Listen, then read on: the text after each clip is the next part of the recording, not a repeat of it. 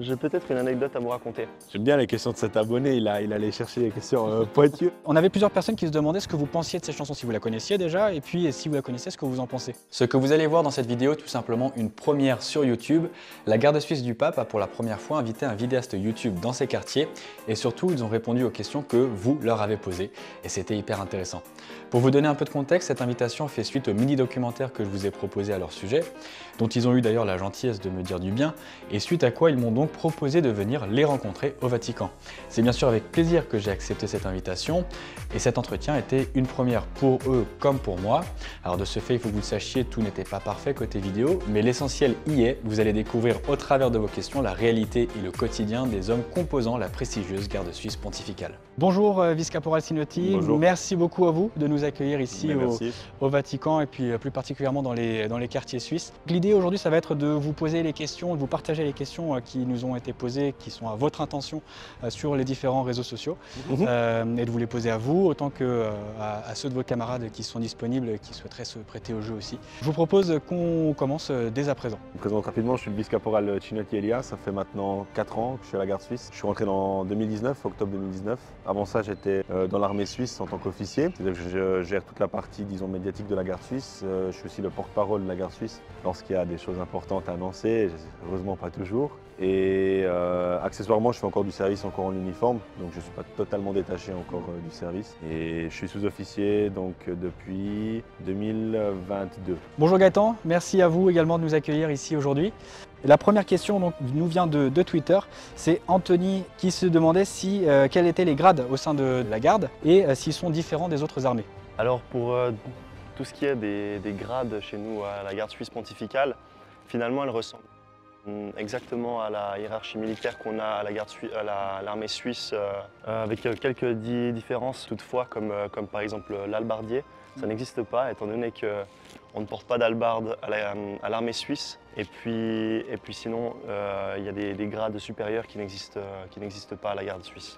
Bonjour Lucas, Bonjour. Merci à vous aussi de nous accueillir aujourd'hui. OneCraft13 qui a posé la question, comment était votre premier jour en tant que garde suisse et qu'avez-vous ressenti? Alors c'était plutôt un premier après-midi vu qu'on est arrivé vers 17 h. Et déjà on arrive à la gare de Termini. Puis là il faisait monstrueusement chaud. Que juin de l'année dernière il faisait vraiment chaud à cette période de l'année. Et donc ils nous mettent dans un fourgon du Vatican, conduisent à toute allure dans la ville, et vraiment comme des Italiens quoi. Puis on voit tous les monuments défiler, c'était vraiment magnifique. On passe le Tibre et là on voit la coupole qui arrive.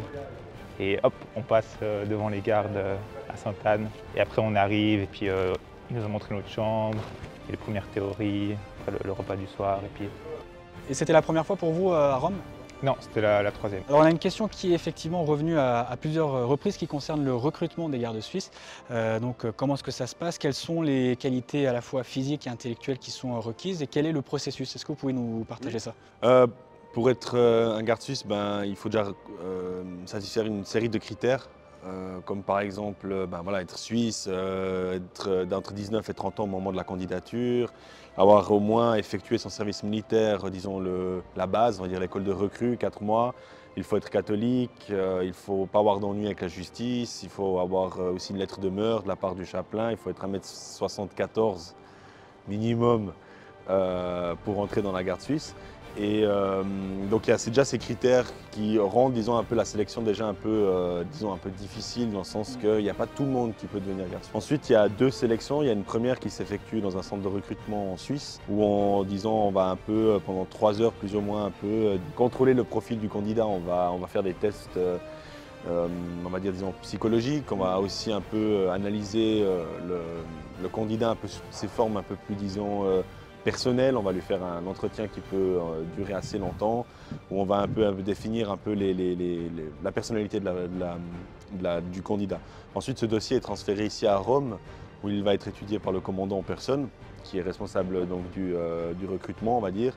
Et il va renvoyer une réponse au centre de recrutement, et ensuite il y a un deuxième entretien avec le commandant qui se fait en Suisse, à Zurich. Pour le moment, ça se fait encore à Zurich. Et là, on va dire que cet entretien, c'est le commandant qui va avoir son impression. Alors en théorie, c'est écrit que ça dure 3 heures, mais ça peut durer des fois que 15 minutes, parce que souvent on dit que la première impression, disons, va définir un petit peu le cadre du candidat. Et une fois que, disons, ce deuxième entretien est terminé, il va entre 1 à 2 semaines avant qu'il y ait la réponse définitive. Et une fois que le garde est accepté, ça ne veut pas forcément dire qu'il est encore garde à tous les effets. Le garde suisse va venir ici, enfin le candidat, la nouvelle recrue va venir ici. Il y a 3 écoles de recrues par année.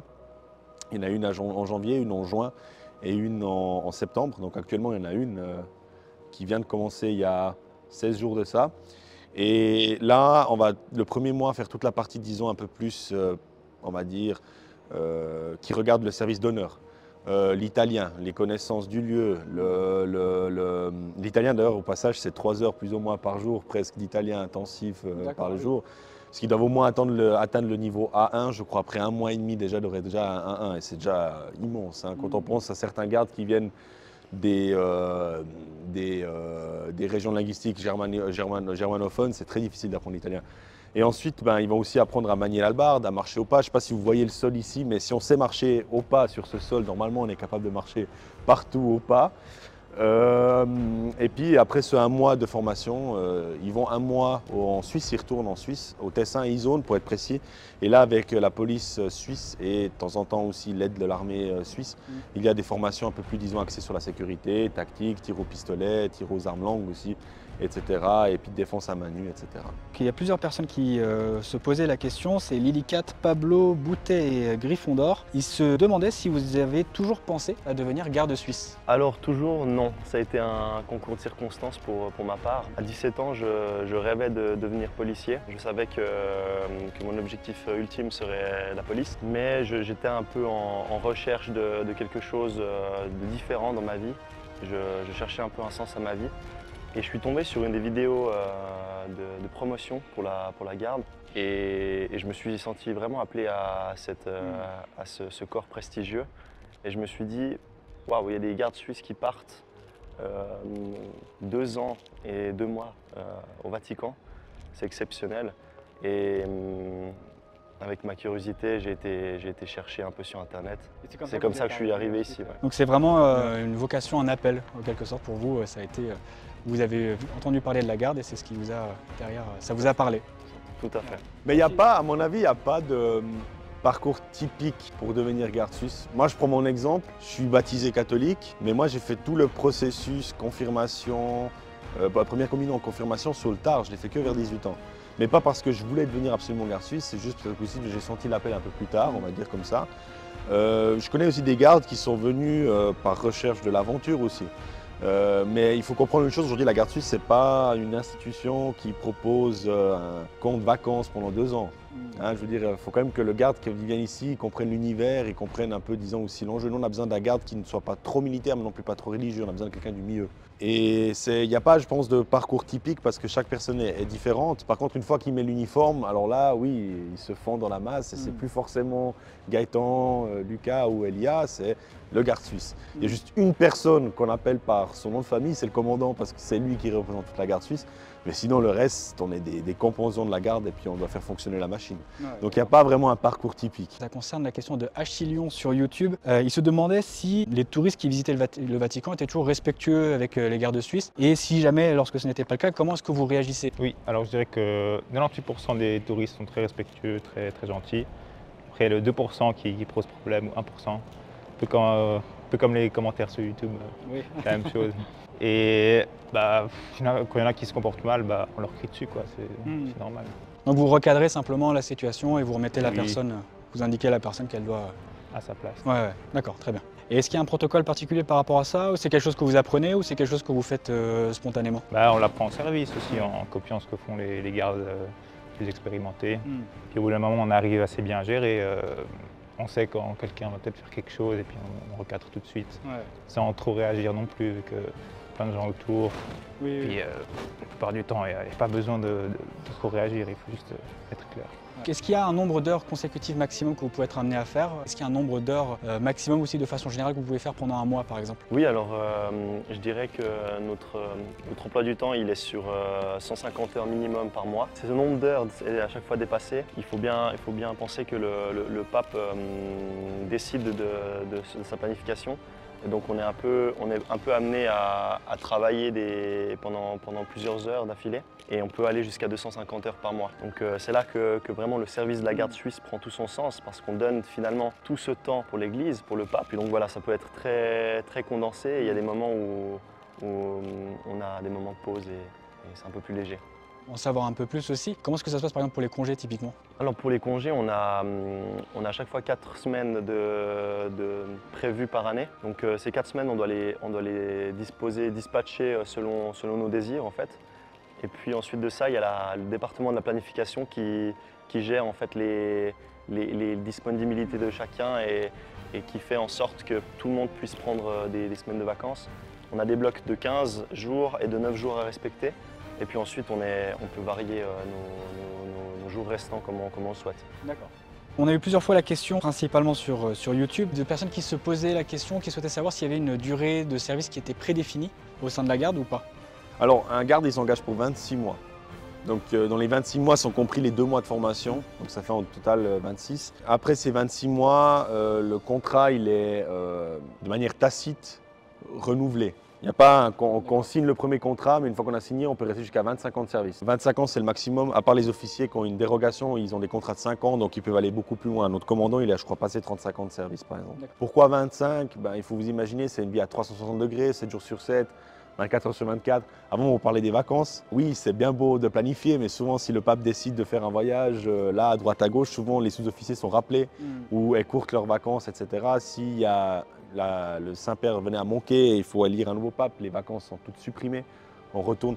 Donc je veux dire, 25 ans, je pense que c'est déjà pas mal et je pense qu'après 25 ans, on a bien mérité notre retraite. Voilà. Mais la plupart des gardes, après 2 ans, partent déjà. Il y en a un petit groupe qui reste et certains continuent jusqu'à 25 ans. La plupart, une fois qu'ils ont fini, ils retournent ou dans leur travail de base où ils vont faire policier, militaire, ou dans le domaine de la sécurité en général. Sur YouTube, on a eu la question également de Michael Lanouette qui se demandait dans quelle langue vous travaillez, donc plutôt italien, allemand ou une autre langue, ou le français par exemple. Alors, on pourrait penser que c'est l'italien vu qu'on est en Italie, mais en fait, c'est vraiment les 3 langues. La règle ici, c'est qu'il faut faire des communications dans une des 3 langues, allemand, bon allemand, italien ou français. Et on essaye de faire plus en italien, par exemple en service, les communications radio. Mais ça peut arriver que fasse en français ou en allemand, dépendant avec qui on parle. Et pourquoi est-ce que vous cherchez à faire plus en italien? C'est peut-être… Justement parce que entre suisse allemand et francophone, des fois on ne se comprend pas très bien. Donc l'italien c'est un peu la lingua franca ça entre permet nous. à chacun de se comprendre. Comme ça on se comprend bien. D'accord. C'est une question de Victor Plou qui se demandait comment se passe votre vie personnelle en dehors du travail, donc famille, amis, loisirs de façon générale. Alors pour moi personnellement, donc ma famille habite en Suisse, alors j'ai des liens mais à distance, ils viennent souvent me retrouver mais ça reste rare. Par contre on peut toujours compter sur notre deuxième famille qui est la garde suisse. On passe beaucoup de temps avec les camarades entre nous. On dit souvent, finalement on est tout le temps ensemble, on est à la fois collègues, voisins et en même temps famille parce qu'on partage des moments uniques. Et puis sinon, dans mon quotidien, je passe beaucoup de temps avec les camarades à la plage. On sort quelquefois dans les rues romaines, on va beaucoup visiter la ville éternelle. Donc voilà. On a beaucoup de choses à faire et on n'a pas le temps de s'ennuyer. Ensuite, alors on a une question qui sont en réalité plusieurs questions, de François de Belfroid et Texas Ranger sur YouTube qui se demandait comment la garde suisse se maintient au niveau pour les missions opérationnelles, la protection du Saint-Père et du Vatican. S'il y a une formation continue, une modernisation de l'armement, des entraînements, des manœuvres et potentiellement des collaborations avec d'autres armées et polices. La garde suisse, en fait, on a drastiquement, disons, changé notre vision de la sécurité sur le tard. En fait, on a toujours été un corps de sécurité, on a toujours été un corps, disons, armé. Mais en 2015, suite aux attentats de Paris, il y a eu un changement de mentalité dans le sens que le danger peut toujours être là et toujours être une menace potentielle. Et aujourd'hui, on a un corps de sécurité qui est assez complet. On fait du service d'honneur, ça veut dire qu'on va faire les piquets, on va faire dans le sens les piquets d'honneur pour les arrivées des ambassadeurs, des présidents, etc. Mais on va aussi avoir toute une partie où on va vraiment beaucoup plus axer sur la sécurité. Nos gardes sont formés donc avec la police d'État suisse au maniement des armes, on fait pour qui est sous-officier. À ce moment-là, on considère que les sous-officiers et les officiers font partie, disons, de ce groupe restreint qui assure la sécurité vraiment proche du Saint-Père. Et à ce moment-là, il y a des formations continues qui sont effectuées en Suisse avec les corps de la police militaire suisse et des forces spéciales suisses qui sont tout en lien avec la protection rapprochée. Il faut suivre des cours, il faut réussir les tests de sport, il faut savoir tirer très bien. En plus, en Suisse, on a une culture du tir qui est vraiment très prépondérante dans la formation. Et donc, on fait beaucoup de formations à côté pour effectivement assurer toutes nos différentes missions qu'on a ici au Vatican. Aujourd'hui, on a aussi une formation continue interne. Ça veut dire qu'on a des instructeurs à l'interne qui sont capables de former les gardes en continu. Donc, par exemple, aujourd'hui, il y a la formation Taser, c'est-à-dire qu'on a nos gardes qui sont instruits par des instructeurs Taser, mais qui sont gardes suisses, mais sont certifiés instructeurs Taser. Donc, on a toute une panoplie de formations, mais on n'a pas aussi que de la formation, disons, axée sur la sécurité, mais aussi de la formation axée sur la psychologie, sur le management, sur la communication, etc. Ce qui nous permet, on va dire, d'avoir toute une panoplie qui est digne d'un corps de police professionnel à l'étranger. Après, les collaborations, ça dépend toujours. Par exemple, si on va à l'étranger, on va collaborer avec les corps de police étrangers parce qu'on ne peut pas assurer toute la sécurité. Quand on est ici au Vatican, on est capable d'assurer la sécurité dans sa globalité, mais quand on va à l'étranger, si le pape doit célébrer une messe comme ça va être le cas en septembre à Marseille, on ne va pas, nous, assurer la sécurité du vélodrome, mais on va assurer que la protection rapprochée du Saint-Père. Donc à ce moment-là, on collabore. Après, ici, en Italie, on travaille vraiment main dans la main avec, déjà au Vatican, avec nos collègues les gendarmes, parce que c'est la police du Vatican et nous, on est l'armée du Vatican. Et disons que pour l'Italie, on est en étroite collaboration avec l'inspectorat du Vatican, c'est-à-dire c'est la police d'État italienne, mais qui a un inspectorat proprement dit pour ici et qui règle toutes disons, les dynamiques avec la sécurité. Parce qu'il faut comprendre qu'on a quotidiennement 30 000 personnes qui rentrent dans les musées, presque autant dans la basilique. Et donc on ne peut pas assurer ce genre de sécurité nous-mêmes. Alors du coup, on doit souvent déléguer à la police d'État certaines compétences. D'accord. On se demandait s'il y avait un rituel de bienvenue dans la garde. Alors, comment est-ce qu'on accueille les recrues? Eh bien, je dirais de manière froide. C'est vrai qu'on est partisan à une coutume qu'on fait ça pour chaque école de recrues. Et puis, en fait, notre coutume, c'est de ne pas parler aux futurs gardes pendant un mois. Ah oui, d'accord. Okay. Ils arrivent ici, ils ne savent pas du tout où ils ont mis les pieds.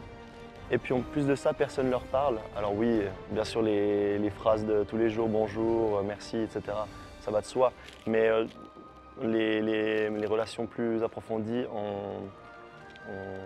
on coupe tout lien pour justement approfondir cette cohésion entre eux, pour qu'ils puissent en fait, avoir une certaine camaraderie et créer cette force de groupe pour la suite. D'accord. Je vous souhaite la bienvenue aujourd'hui à cette première leçon du formel. Ich begrüße euch alle heute an diese erste formelle Ausbildung. Donc on avait également une question de Charlie Ramon et Ghost Wolf sur YouTube qui se demandaient ce que vous envisagiez de faire après la garde suisse. Oui, alors moi j'ai fait un bachelor avant de venir, donc j'aimerais continuer avec un master. Je pense à l'administration publique. Je vais poser ma candidature en début de l'année prochaine, donc je verrai comment ça se passe. Et alors, plus précisément, votre formation, c'était dans... Moi j'étais à l'université de Fribourg, j'ai fait un bachelor en théologie et en philosophie. D'accord. Est-ce que vous avez en tête, par exemple, aussi des exemples d'autres de vos camarades qui vous ont parlé de ce qu'ils souhaitaient faire par la suite? Alors il y en a beaucoup qui vont à la police. D'accord. Ou alors quelque chose qui a à voir avec la sécurité. Et puis sinon, il y en a qui avaient fait un apprentissage avant, ils retournent faire leur métier. Ils poursuivent leurs études. Qu'ils avaient appris, ou alors ils poursuivent leurs études aussi. Ouais. Oui. Ah oui, retourner au métier pour lequel ils ont été formés. Oui, ou alors ils commencent des études à l'université pour faire avocat ou d'autres choses. Ah oui, donc effectivement, on se posait aussi une question de la façon dont vous gérez ce qu'on peut appeler les nouveaux risques, notamment les risques de cyberattaque ou d'attaque s'appuyant sur Internet. Est-ce qu'il y a une cellule, par exemple, au sein de la garde, ou comment est-ce que c'est géré au niveau du Vatican? Alors nous, au Vatican, on a cette chance que, même si ça paraît assez surprenant dans toute cette histoire, le Vatican, ça fait déjà depuis très longtemps qu'elle a, disons, on va dire, observé cette problématique. Aujourd'hui, au Vatican, on a un service qui est externe carrément à la police et à l'armée. C'est-à-dire que ce n'est même pas nous ni les gendarmes qui ont ça. C'est vraiment un service informatique du Vatican. Mais les informaticiens, il y a des techniciens de réseau. Et notre chance au Vatican, c'est que c'est un circuit fermé. Donc on a potentiellement moins de problèmes que l'étranger. Mais par contre, oui, on a toute une série de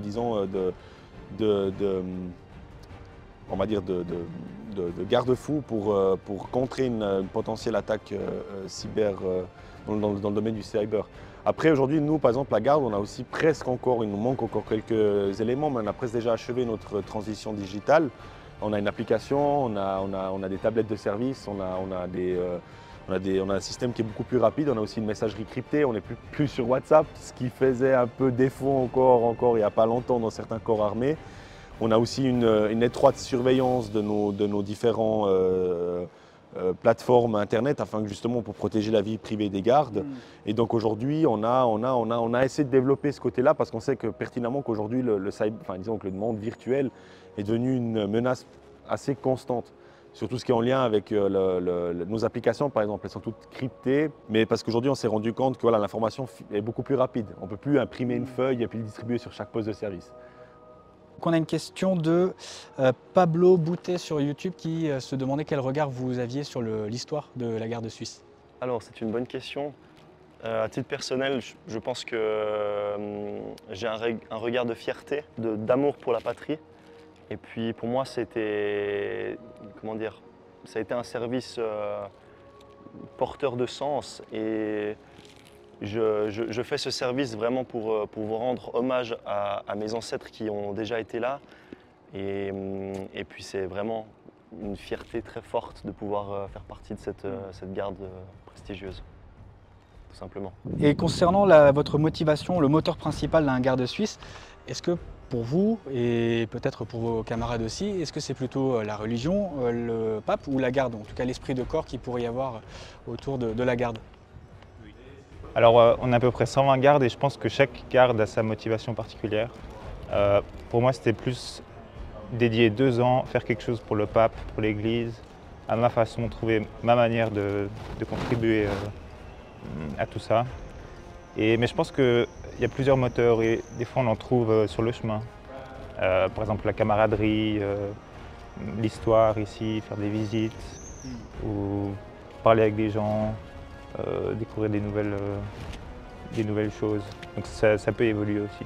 Alors vous évoquez les déplacements du pape un peu plus tôt. Quels sont les déplacements que suit la garde suisse et avec quel équipement?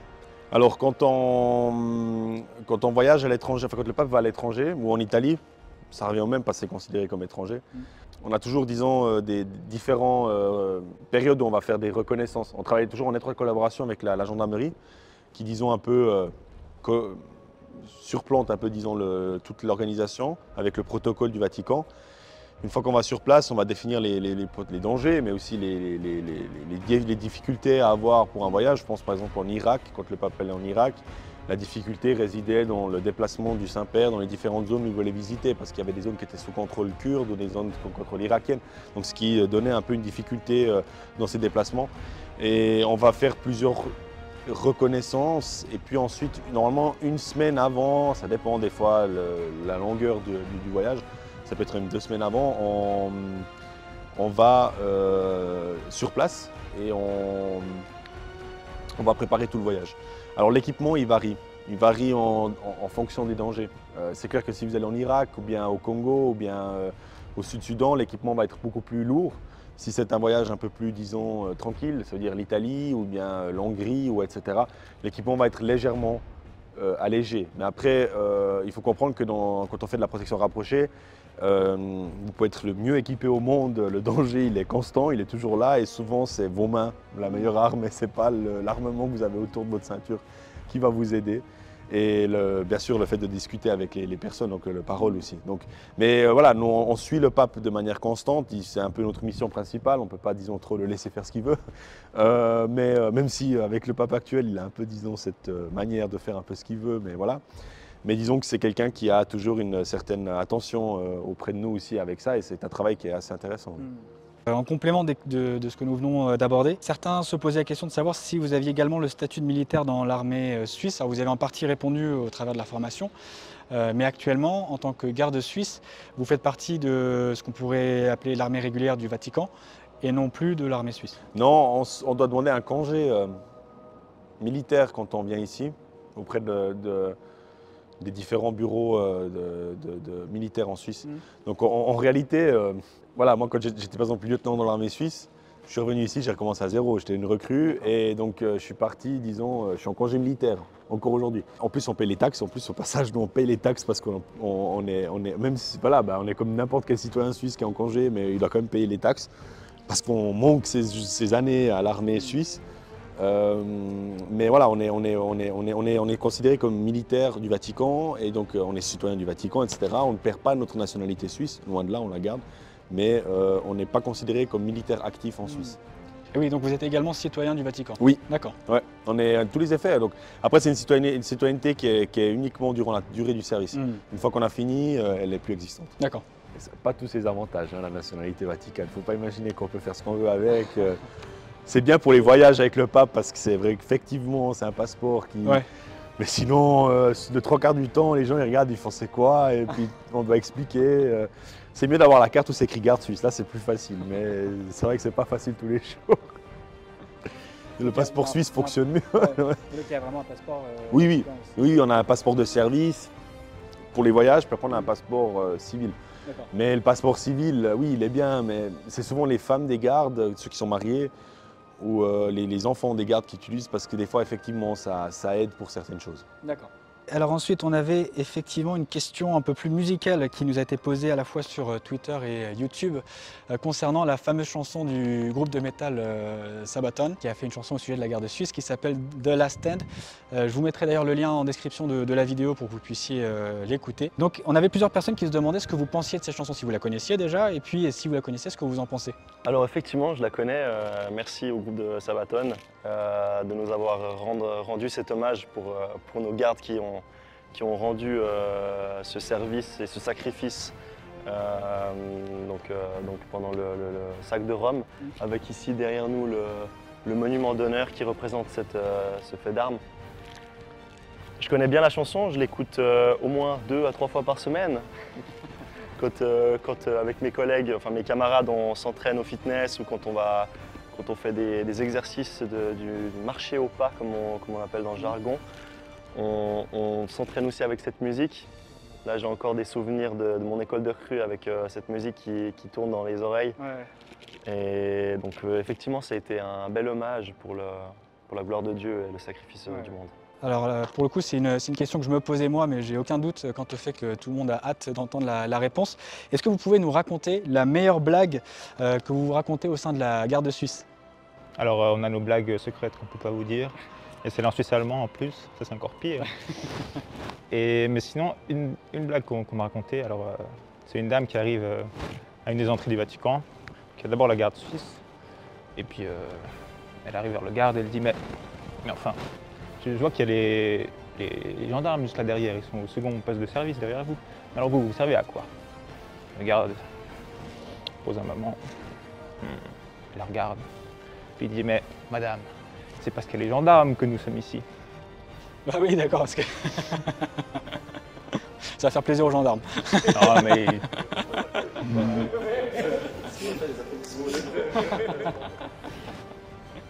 Non, c'est très bien. On a une question de Abaddon sur YouTube qui se demandait s'il y avait, dans un cas hypothétique, un conflit entre la Suisse et l'Italie, si vous aviez l'obligation de ne pas interférer. Donc imaginons qu'il y a un conflit dans lequel le Vatican serait impliqué d'une façon ou d'une autre vis-à-vis de la Suisse.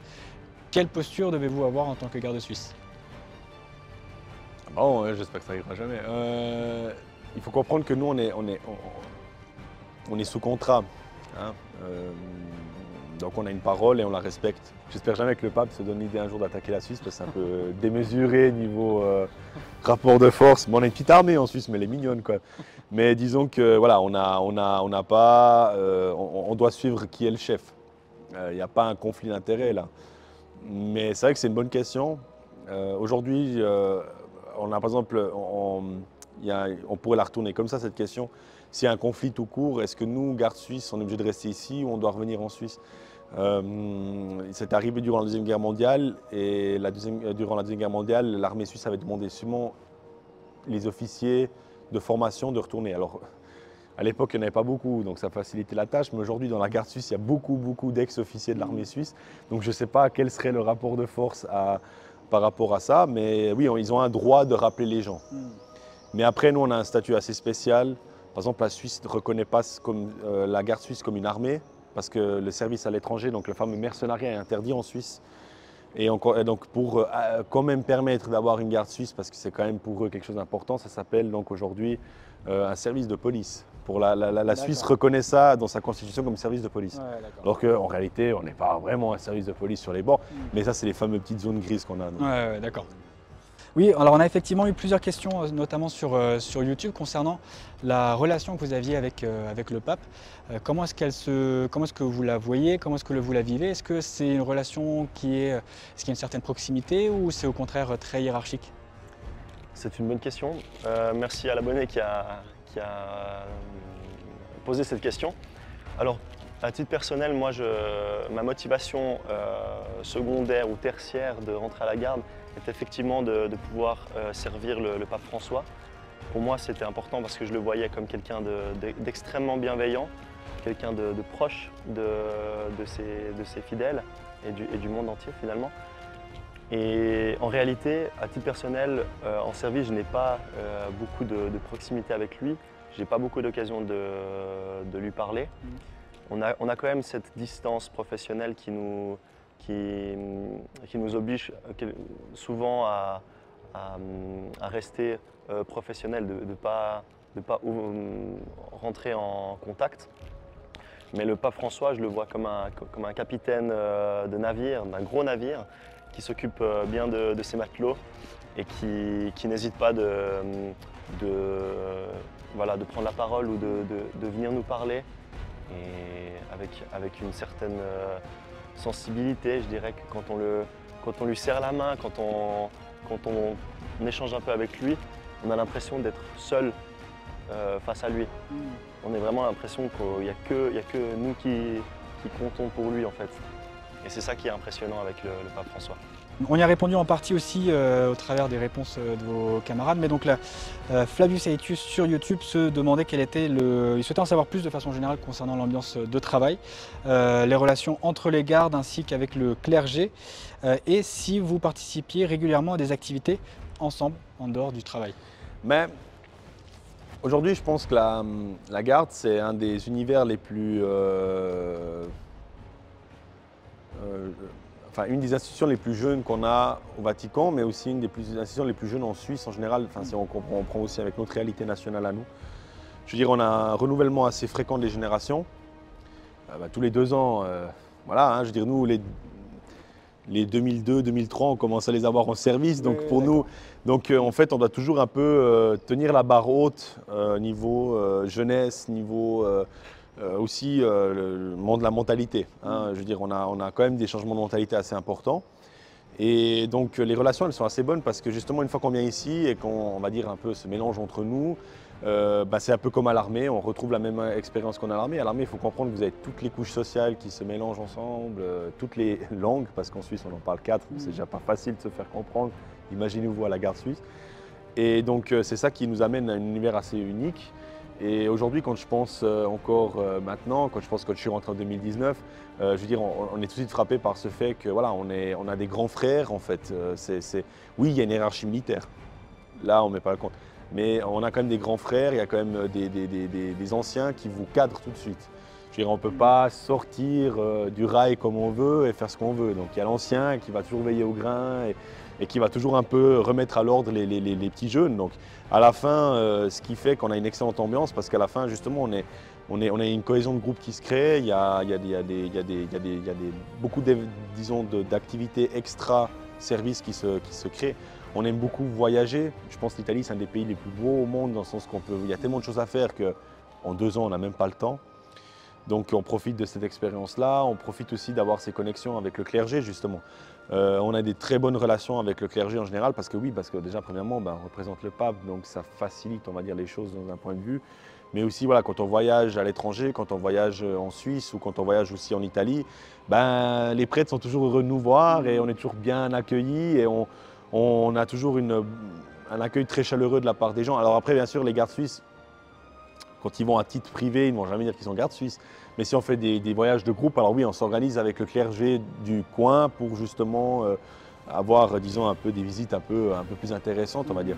Mais l'ambiance, elle est bonne. Après, c'est beau parce que, voilà, vu que l'armée suisse, français et allemand, italien, ils parlent tous ensemble, c'est une cacophonie. Je veux dire, on essaie vraiment de trouver une idée, mais ça, voilà. Alors, tandis qu'à la garde suisse, non, parce que vu qu'on apprend tous l'italien, on parle entre nous en italien. Alors ça donne une certaine beauté au niveau des accents entre les francophones, qu'on a un accent à couper au couteau, et les Suisses allemands aussi, voilà. Mais ça nous amène une certaine cohésion encore plus forte. Et je veux dire, avec le Covid, ça nous a encore plus soudés, parce qu'à part le service ordinaire, on va dire, on n'avait rien d'autre à faire que le service ordinaire. Du coup, on a passé beaucoup de temps ensemble. Et alors là, voilà, on a développé aussi les sports, disons, un peu plus, moins prisés de l'époque, mais par exemple la salle de fitness, ou bien, voilà. On a aussi une équipe de foot, on a des gardes qui vont faire du sport de combat dehors, et donc par groupe, ils se déplacent, et donc on a pas mal de, oui, des activités, on en a beaucoup. D'accord. Quand on a le temps libre, ça c'est notre question. Alors donc même personne, donc toujours Flavius Aetius qui était très intéressé par le sujet, qui se demandait donc quel était votre point de vue sur l'évolution du catholicisme depuis l'après-guerre et quel est son avenir d'après vous. Est-ce que vous avez des opinions particulières sur les autres branches du christianisme comme les orthodoxes ou les protestants? J'aime bien les questions de cet abonné, il allait chercher les questions pointueuses. Non mais c'est juste, moi oui, il y a une différence notable. Je pense que quand je parle avec ma grand-maman, par exemple, qui est catholique, à l'époque, voilà, tout le monde était catholique ou protestant et ça s'arrêtait là. Donc on allait à la messe le dimanche, je veux dire, voilà. Mais moi, je vois pas une société en général en danger dans le sens d'un point de vue religieux, car quand on fait justement ces rencontres mondiales de la jeunesse, les JMJ, quand on fait les événements ici en place Saint-Pierre avec le pape François, on se rend compte qu'en fait la jeunesse répond présent. Et même elle répond en nombre. Après, est-ce que c'est l'effet François ou pas? Ça, seule l'histoire en jugera. Mais je dois dire que François a amené aussi un élan de fraîcheur dans cette église. Moi, je le prends beaucoup en exemple dans mon métier, par exemple de la communication, parce que c'est quelqu'un justement qui a l'art de communiquer au moment juste. Et moi, je le vois toujours comme un exemple parce que c'est quelqu'un qui sort souvent des lignes et son discours, il ne le suit jamais. Alors ouais, peut-être les 3 premières phrases et après ça part en totale improvisation, mais ce n'est pas une improvisation exagérée, c'est une improvisation concise, précise. Même si en réalité, les textes, il les écrit lui, entre guillemets, hein, mais il sort carrément de son propre texte. Et donc, moi, j'aime beaucoup lui, mais j'aime aussi sa manière de voir avec les jeunes. Il est très proche des jeunes, il est très proche en fait, de ces gens en général. Et moi, je vois pas de grand danger pour le futur parce que je vois quand même une jeunesse qui a envie de se découvrir, une jeunesse qui a envie de peut-être se reconnecter avec Dieu. On voit beaucoup ça. Rome, on ne s'attendait pas, et c'est vrai. Après le Covid, on s'est dit le tourisme, ça allait descendre, etc. Et en revanche, non, il y a des millions de gens qui reviennent à Rome. L'attrait pour pour le Vatican continue à être assez puissant. Après, les autres relations avec les autres religions catholiques, chrétiennes, avec François, c'est beaucoup amélioré. Ma maman, moi je prends l'exemple, ma maman elle est protestante. Et encore aujourd'hui, je veux dire, elle est protestante, mais elle adore le pape François. Elle prie pour le pape François, c'est une chose que normalement les protestants, je veux dire, ça ne le regarde pas. Et donc il a amené aussi ce nouveau visage auprès des protestants, il a aussi amené ce visage devant les orthodoxes, parce que c'est beaucoup d'orthodoxes, maintenant il a fait beaucoup d'événements avec les orthodoxes, ce qui prouve qu'il y a un immense rapprochement entre ces 3, disons, courants principaux qu'on a dans la religion catholique, chrétienne. D'accord. Aussi avec les musulmans, avec les juifs, enfin il y a une vision assez globale. Ouais, des rapprochements de façon générale. On a une question de 2 personnes sur YouTube, c'est Hans et l'historien. qui se demandait comment se passe le quotidien et la journée d'un garde suisse. Alors la journée d'un garde suisse est très variée. On a souvent, même toujours, une planification détaillée de la semaine. On sait exactement ce qu'on va faire le lendemain, quel poste on va pouvoir occuper, etc. Par contre, nous travaillons sur des horaires qui sont très variés. Il n'y a pas réellement de règles. On peut travailler soit le matin, de 6h à 14h, de 14h à 20h, ou bien de 20h à minuit, et aussi faire des services de nuit. Donc au niveau des heures, c'est très varié. Et puis au niveau pour tout ce qui est la journée normale, en fait, on est tributaire du programme du pape. Donc les événements, on les connaît une semaine à l'avance, mais on ne sait pas quelle personne on va rencontrer, ni même qu'est-ce qu'on va pouvoir vivre. On sait où est-ce qu'on va être, mais on ne sait pas qui on va rencontrer. Ouais. Alors on avait ensuite Thibaut Poisson sur Twitter qui se demandait si la hallebarde ne servait que d'apparat ou si vous avez suivi un entraînement spécifique pour vous en servir. Et si oui, quelles sont les sources qui sont utilisées? Donc s'il y a un instructeur spécifique au sein de la garde ou s'il y a des sources historiques sur lesquelles vous appuyez qui feraient foi sur la façon de s'en servir. Ah, il aimerait bien. Hein. Non, c'est uniquement un... Alors on apprend à le manier pour saluer un invité, enfin quand on appelle ça épauler l'arme. On va dire on épaule l'hallebarde. Après non, on ne l'utilise malheureusement pas pour combattre avec. On est formé par contre aux armes de poing automatiques, etc. Nos hallebardes, c'est uniquement les armes d'apparat. Et typiquement donc par rapport à ça, lorsqu'un garde suisse est en tenue et à sa hallebarde, il a donc d'autres équipements sur lui. D'accord. Et on a toujours disposé à travers l'État des différentes zones précises qui sont critiques pour nous, donc encore des points de caisse d'armes, etc. qui sont prêts à l'engagement. En réalité aujourd'hui, le garde suisse, en fait le pèlerin classique ou bien le touriste classique va s'arrêter au garde qui ne bouge pas et qui est là avec son hallebarde. C'est 1% de notre travail en fait. Il y a 99% autres il y en a des gardes constamment qui tournent comme moi habillés en costard, on appelle ça la patrouille. On a des gardes qui sont formés aux armes au poing, etc. Je veux dire, on a toujours une formation assez précise. Et voilà. Après, on ne peut pas tout mettre à la ceinture d'un point de vue pas esthétique, mais simplement aussi, il faut comprendre qu'aujourd'hui, si quelqu'un vient vous parler avec une ceinture remplie de tasers, d'armes et machin, le rapport de force et la discussion se crispe très rapidement. Tandis que si on a un équipement un peu plus léger, mais beaucoup plus discret par contre, alors là, on peut travailler beaucoup plus facilement. La garde suisse, c'est une arme meilleure, c'est pas l'hallebarde, mais c'est la parole. Hein. On est devenus très experts avec la parole. C'est dommage qu'on ne peut pas tout vous raconter, mais voilà, les gardes aujourd'hui sont beaucoup plus, aptes à débloquer une situation avec la parole que de sortir le spray au poivre ou bien de sortir le taser ou l'arme à poing. D'accord. Alors effectivement, donc ça nous permet de rebondir sur la question concernant la hallebarde. On a deux personnes sur Twitter, une sur Twitter, l'autre sur YouTube. Donc Le Floch sur Twitter et Wakazambuga sur YouTube. L'uniforme orange et bleu est selon vous encore adapté aux missions de sécurité? Typiquement, donc, ce que Le Floch demandait, c'était est-ce que courir après un type sans perdre son casque n'est pas difficile? C'est la première question qui se posait. Et si vous avez donc des équipements en plus sous votre chemise, ça on l'a vu, on l'a abordé. Et concernant donc l'évolution de vos uniformes, est-ce qu'ils évoluent encore pour des raisons pratiques ou symboliques? L'uniforme de gala aujourd'hui, il permet à nous de donner une certaine crédibilité dans le travail qu'on fait. Et donc pour préciser, l'uniforme de gala, c'est l'uniforme qui est évoqué ici. Le bleu, rouge et jaune. Voilà. L'uniforme de gala est un uniforme qui nous donne une certaine crédibilité quand on travaille. Mais en fait, l'uniforme en général, en n'ayant justement pas cet uniforme, disons, tactique aujourd'hui que beaucoup de corps d'armée utilisent, quand un garde suisse dit quelque chose, dans le 99,9% des cas, la personne écoute parce que voilà, en plus souvent si c'est un grand Suisse allemand bien baraque, normalement ça fonctionne comme eux. Mais alors bien sûr on ne porte pas toujours le casque. On a le béret alpin. Et puis notre uniforme évolue en fonction du matériel qu'on a sur nous. Ça veut dire qu'aujourd'hui, le couturier doit faire des retouches pour faire passer, par exemple, on va dire les fils qu'ils font pour la connexion, pour les oreillettes, etc., pour la radio.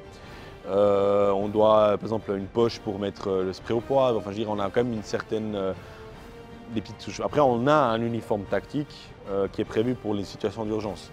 En réalité, la garde suisse, s'il y a un cas d'urgence, elle ne va pas aller avec l'hallebarde et avec l'uniforme bleu. Non, il y a des uniformes disposés, il y a toute une marche à suivre. Après, voilà, l'uniforme qu'on porte, sur la tactique, on le montre très peu. Premièrement parce que les gens ne doivent pas le savoir. non, mais pas dans le sens que bon, il est moche en plus. Hein. Si on vraiment parler d'esthétique, c'est pas que c'est l'uniforme le plus beau, mais disons qu'on a voilà, un uniforme vraiment assez moderne, mais on l'utilise plus pour les formations. Par exemple, maintenant la formation taser, ils ne sont pas avec les hallebardes. Enfin, je dirais avec l'uniforme de gala, ils sont avec l'uniforme tactique et ils s'entraînent comme ça. D'accord. Alors on a une question d'un ami vidéaste qui concerne vos habitudes en tant que Suisse. Donc il se demandait si, bien qu'en vivant au Vatican, vous pouviez manger de la fondue moitié-moitié, c'est sa précision. Alors oui, mais je tiens à préciser, on a le droit d'en manger, mais seulement celle de mon village. En fait, oui, bien entendu, les gardes partent souvent en vacances, ramènent des kilos et des kilos de fondue moitié-moitié. La dernière fois que j'en ai mangé, en été, c'était en été, il faisait 32 degrés sur la terrasse, tout près d'une tour dans cette cour-là. Et donc voilà, ouais, tous les motifs sont bons pour en manger une. Ensuite, on a Jules qui se posait une question sur YouTube. Il souhaitait savoir où sont produits les équipements cérémoniels et s'ils sont encore fabriqués de manière traditionnelle. Oui, alors tous nos uniformes, disons de cérémonie, on va dire les uniformes de gala, l'uniforme bleu que vous avez vu, on appelle ça l'uniforme d'exercice, l'uniforme qui est à Sainte-Anne. Les uniformes des officiers, les hallebardes, les épées, les cuirasses qu'on verra après dans l'armurerie, tout est fait à main, tout est fait de manière traditionnelle. Les uniformes sont faits par un couturier qui est même ici, qui a son laboratoire ici. Le matériel vient du nord d'Italie et une première partie transformée dans les abruzzes, dans les laboratoires du couturier, et toutes les touches, toute la finition se fait ici. C'est fait sur mesure, donc il ne faut pas trop manger de pâtes. Et par rapport aux cuirasses sont faites en Autriche par des forgerons autrichiens qui d'ailleurs se donnent de père en fils la mission. Et elles ont commencé à être modernisées depuis 2006. C'est-à-dire qu'avant 2006, c'était même des fois des pièces datant de 400 ans en arrière qu'on continue à porter. Donc elles ont dû être entretenues pendant 400 ans. Aujourd'hui, on les a encore, certaines pièces, mais le reste a tout été changé. C'est toutes des nouvelles pièces faites avec les nouvelles techniques aujourd'hui de l'époque, mais toujours à la main. Toujours à la main. Les épées sont aussi faites à la main, les hallebardes sont faites à la main, elles sont toutes faites par cette famille de forgerons. Les plumes aussi, par exemple de nos casques. La seule chose aujourd'hui qui n'est plus faite à main, c'est les casques noirs. On appelle ça les casques qu'on utilise pour les cérémonies classiques, ça veut dire réception d'ambassadeurs, de présidents, sentinelles d'honneur pour des événements classiques comme nos audiences par exemple. Et là, c'est des casques on a évolué, parce qu'il fallait quand même qu'on évolue un petit peu. C'est des casques imprimés en 3D, parce que c'est beaucoup plus léger. Ça chauffe un peu moins, mais c'est toujours noir, mais ça chauffe, mais c'est beaucoup plus léger. C'est le seul truc qu'on a changé parce que c'est en plastique, mais c'est notre petite révolution. Ouais, d'accord. Oui, ça a été adapté aussi pour. Oui, parce qu'il y a trop de gardes qui avaient des problèmes aux oreilles après, ça chauffait trop. C'était en métal à l'époque. Ah oui, d'accord. Donc on les a changés comme effectivement, ça se comprend. Exactement, oui. J'ai peut-être une anecdote à vous raconter. Un dimanche après-midi, j'étais pour la première fois devant l'entrée principale de la demeure du pape François. Et puis, donc c'était ma première fois, j'étais un peu stressé, je ne connaissais pas réellement le terrain. Et le sergent, il est venu vers moi et il m'a dit, écoute, ta première mission, c'est d'accueillir une personne qui viendra avec ses enfants. Et on ne sait pas qui c'est, on ne sait pas quand est-ce qu'elle arrivera. Mais quand elle arrivera, tu nous fais signe et tu nous annonces son arrivée. Effectivement, 20 minutes plus tard, donc, arrivent 3 belles voitures. Ils n'arrivent pas tout de suite, ils font un tour des jardins et une fois le tour fait, ils arrivent finalement sur le parking qui était devant la demeure. Et je vois au loin une tête que je reconnaissais de loin. Et finalement, c'était Elon Musk. Ah oui, d'accord. Donc j'ai dû me rincer les yeux 2-3 fois. Et finalement, c'était lui avec ses enfants. Donc voilà, juste pour la petite anecdote, pour représenter un peu les aléas et les imprévus de notre service à la garde suisse. C'est une belle anecdote, effectivement, vous avez dû être surpris. Et c'était peut-être un peu une blague aussi du sergent qui ne savait pas qui venait ou il ne savait vraiment pas? Non, il ne savait vraiment pas qui c'était. Ah, il ne savait vraiment pas, d'accord. Donc il ne savait pas, sur le moment, il l'a accueilli comme moi. Et finalement, il l'a reconnu tout de suite. Mon gendarme à côté, il lui a fallu 5 minutes. Il a regardé sur internet qui c'était pour voir qui c'était Elon Musk. Donc voilà, Donc c'était une belle histoire. Oui, et donc on a Carnaval Lézard sur Twitter qui souhaitait savoir si vous pouviez, vous, nous partager une anecdote de sécurité qui serait la plus folle que vous connaissez et que vous pouvez bien sûr nous partager. Il y a 2 ans, plus ou moins de ça, c'était un dimanche simple, hein, il ne se passait rien. On venait de faire l'échange, donc les gens étaient en train de manger, etc. Et c'était en plus une période Covid, donc c'est-à-dire que la caserne était presque complète à 100%, c'est-à-dire que presque personne n'était en vacances, parce qu'on avait les interdictions de vacances à cause du Covid. Et on était tranquillement en train de faire notre pause, c'était un dimanche vraiment banal, et d'un coup on a notre système d'alarme qui pète, et qui est déclenché. Et il faut savoir qu'on venait de 2 semaines d'entraînement où ils avaient exprès déclenché l'alarme pour nous entraîner. Donc c'était la première réaction, c'était encore un exercice. Et là, cette fois-ci, on a compris à la radio que ce n'était pas un exercice parce que c'était quelqu'un qui avait été observé aux alentours du Vatican avec une arme. Mais on n'avait pas compris la nature de l'information, mais par sécurité, on a fait... ça, c'est habituel. C'est toujours l'horaire de la... J'espère pas que ça va tuer le... Non, je pense que ça va, non? Non, ça devrait aller, ouais. Donc il y a eu le système qui a été déclenché parce qu'il y a un risque potentiel. Et je pense pour l'homme en question, c'est un peu un manque de beau parce que on était tous là, donc on s'est tous rapidement armés, on s'est tous rapidement allés sur les postes de service. Mais l'anecdote folle, elle est là où en fait on a dû être très discret parce qu'avec déjà le premier touriste qui revenait, on ne devait pas montrer qu'il y avait une situation d'urgence pour éviter que les gens fassent des mouvements de foule, etc. Ouais. Donc on devait se déplacer très discrètement d'un point à l'autre. Donc il y avait des camionnettes qui se déplaçaient dans le Vatican avec des gardes remplis d'armes, etc. Et après 20-30 minutes de position, d'un coup, il y a l'information qui vient, c'est bon, il a été arrêté dehors en Italie et c'était une arme en plan, c'était un jouet. D'accord. Et alors nous, on a toute la pression descend parce qu'il faut comprendre que c'était pas un jeu. Bah oui, on avait les autorisations de tir, on savait ce qu'il fallait faire, voilà, il y avait toutes les règles qui étaient claires. Et là, il y a vraiment eu... Pas sérieux, vraiment, il y a tout le monde qui n'était pas déçu, mais tout le monde était heureux parce qu'il ne s'est rien passé de grave. Ouais. Mais tout le monde était déçu parce qu'on s'est dit, mais mon Dieu, il nous a un peu, on va dire, flingué notre dimanche. Parce qu'après, il faut comprendre, vous retournez en caserne, on rend les armes, on se rétablit, il y a le débriefing. Donc en fait, on est passé certains doivent recommencer le service après. Donc voilà, ce n'était pas une partie de plaisir, mais voilà. Donc ces situations d'urgence, et c'est 99% des cas, et Dieu merci, c'est toujours encore actuellement comme ça, c'est des fausses alarmes. Mais c'est des choses qui pour nous sont le quotidien et souvent c'est des bêtises. Et les gens aussi, on a remarqué, ça c'est pas dans l'anecdote, mais on a remarqué après la période du Covid, il y a une augmentation des cas désespérés, on appelle ça. Aujourd'hui, si on doit faire un classement des menaces qui pèsent sur le Vatican, il y a le fanatisme religieux, donc interne. Il y a aussi, on appelle ça ce qu'ils appellent ça aux États-Unis, les fameux tireurs isolés, mais nous on n'appelle pas des tireurs isolés, on appelle ça plutôt des personnes isolées en recherche d'attention et qui vont faire des actes désespérés. Et elles sont très dangereuses parce que le terrorisme, on arrive à contrer parce que c'est des organisations qui ont besoin d'une logistique, qui ont besoin d'une communication, qui ont besoin de plein de plus de... Ils ont tout un plan. Les personnes isolées, elles ne réfléchissent pas et puis elles agissent. Et alors pour nous, c'est très difficile. Ouais. Et là, on en a trop.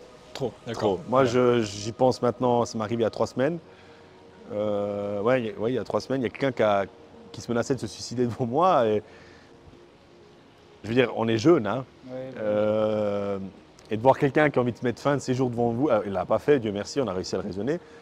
Mais voilà, c'est des choses qui nous arrivent quotidiennement. Ouais. Et qui marquent un peu forcément. Ça marque l'esprit.